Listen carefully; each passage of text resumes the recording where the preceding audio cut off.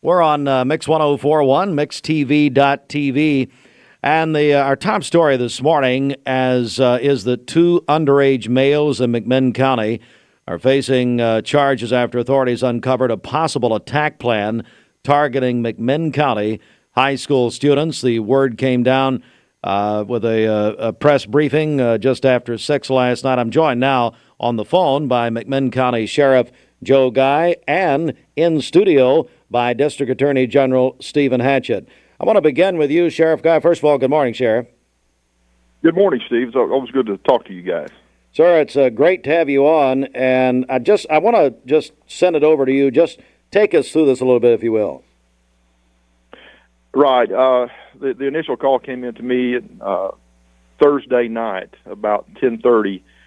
I had a parent that reached out to me that had discovered something disturbing on some video that his son had taken with another student that was he found disturbing, and the more he discussed it with me, described it to me, it certainly sounded disturbing. So we passed that on to our school safety supervisor, Justin Wallace, and my SRO supervisor, Jerry B. Moore, and our local Department of Homeland Security agent, which is a pretty standard group.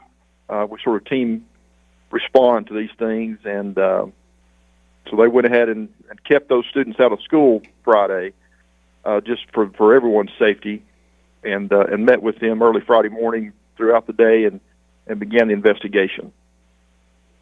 All right, and that investigation, and I want to pick up, good morning, District Attorney General Stephen Hatchett. So let's talk about that part of the story, Steve. We will, my office will be in front of Judge Richardson this morning to discuss any detention issues, things of that nature. I'm sure both of these young men will be undergoing additional evaluations. Some evaluations have been done, but there will be more done going forward. And the one thing, I said this yesterday, and I want to say it again, to any parents, any guardians out there, this situation is under control. Obviously, as you heard the sheriff say, it's a serious situation, but it was responded to appropriately. It was responded to quickly. So to any folks sending their kids out to school this morning, this situation is under control. These are the only two individuals that have been identified. There's no indication of any other individuals involved in this. And we are handling this matter. I fully expect Judge Richardson will put down the orders that he deems necessary dealing with these young men going forward. But this situation is well in hand. We're joined by McMinn County Sheriff Joe Guy and District Attorney General Stephen Hatchett. Sheriff, I want to go back to you. According to the press briefing from last evening, it said you talked about the video, but the video made in November. Does that mean that the parent just found the video basically Thursday night? He did. He was aware of this his son and the other young man being together at his home and spending some time together back in November, and that they were playing with a video camera, and they had been outside. And he told me that night, he said, I can just about tell you that it was in mid-November, just about the date this was. They had not taken any look at it. They just thought they were two young men, two kids playing with a video camera outside.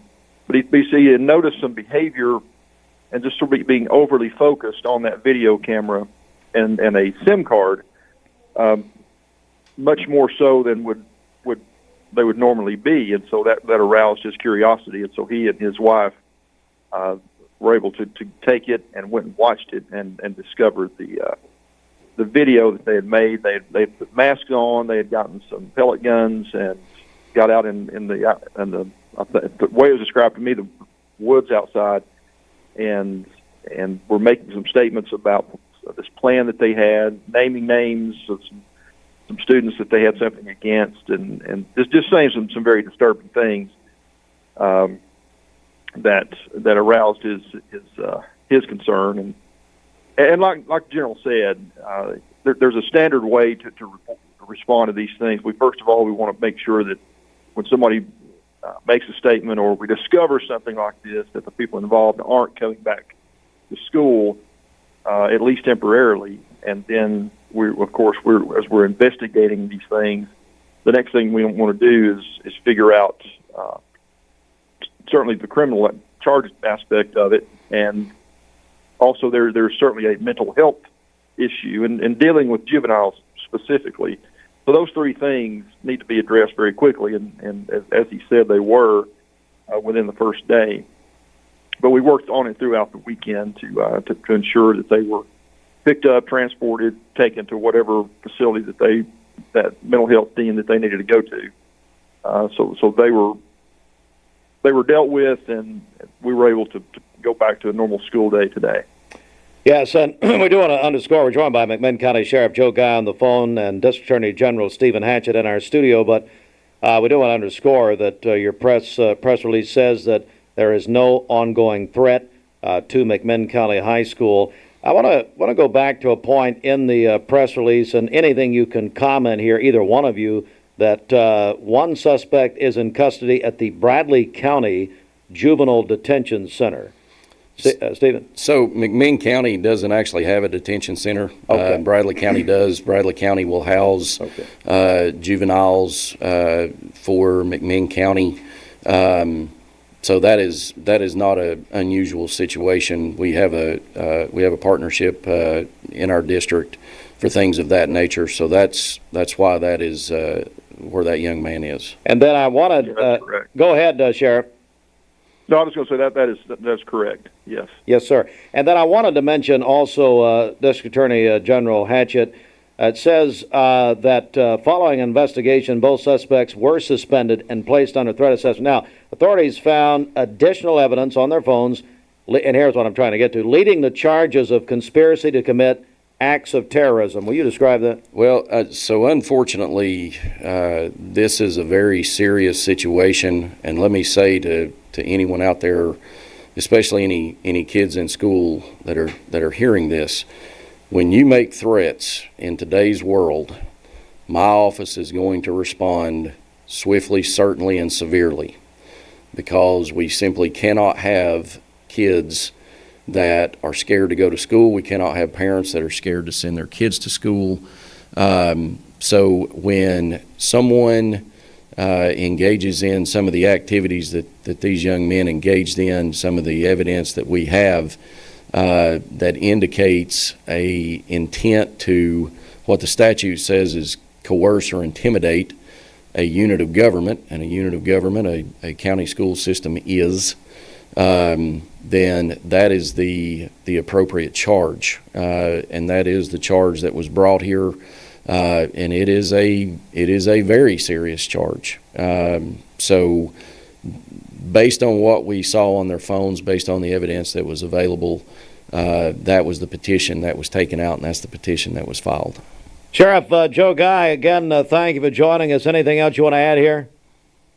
No, just to echo what we said last night, we were so thankful that a parent stepped forward, the parent of one of these young men, very courageously, and it had to be a very difficult phone call that he made to me, and to share this with not just myself, but the other investigators and school officials, of what he had discovered, knowing that his son might face consequences, and certainly did, and is facing consequences. And we want to encourage that. And General Hatchett and I talked about this last night. We want to encourage people to step forward and share that information anytime they have it, because these are, as he said, very serious things to say and that we take very seriously.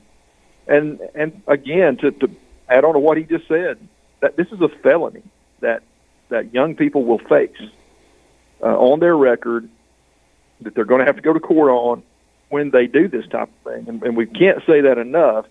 First of all, make sure that you report this when you find these information, or you get information. Make sure that law enforcement or the DA's office or the school system knows something about it.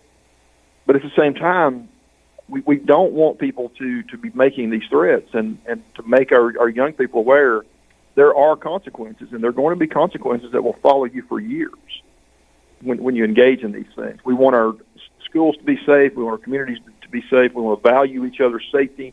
and value each other's lives. Sheriff Joe Guy, thank you so much there in McMinn County. And finally, District Attorney General Hatchett, anything you want to add here before we go?